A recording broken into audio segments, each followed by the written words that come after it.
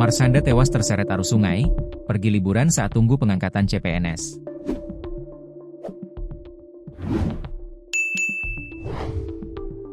Pilu Marshanda tewas terseret arus sungai. Marshanda baru saja dinyatakan lulus CPNS Polman. Ia pergi liburan saat menunggu pengangkatan.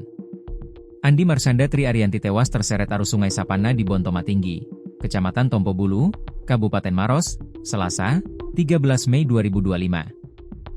Ia mahasiswi semester 6 Fakultas Pertanian, Universitas Hasanuddin, Unhas, Makassar.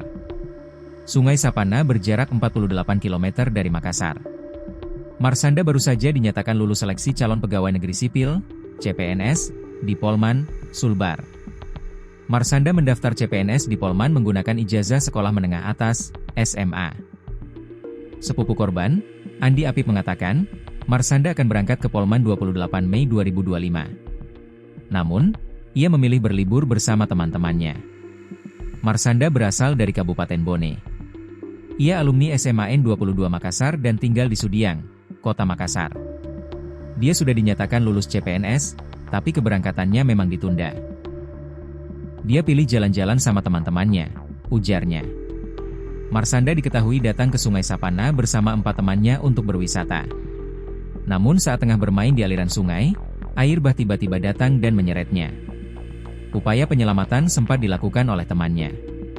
Namun derasnya arus membuat Marshanda hilang terbawa arus.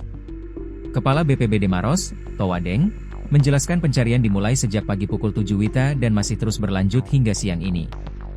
Tim SAR gabungan berjumlah 50 orang telah menyisir aliran sungai hingga radius 5 km.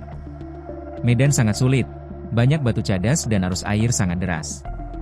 Beberapa titik perlu disisir kembali, jelasnya. Ia juga mengimbau masyarakat agar sementara waktu tidak melakukan aktivitas wisata di sekitar aliran sungai tersebut. Kapolsek Tompo Bulu, AKP Makmur mengatakan, korban ditemukan pukul 17 WITA. Korban ditemukan terbawa arus hingga 6 km dari titik awal korban dinyatakan hilang.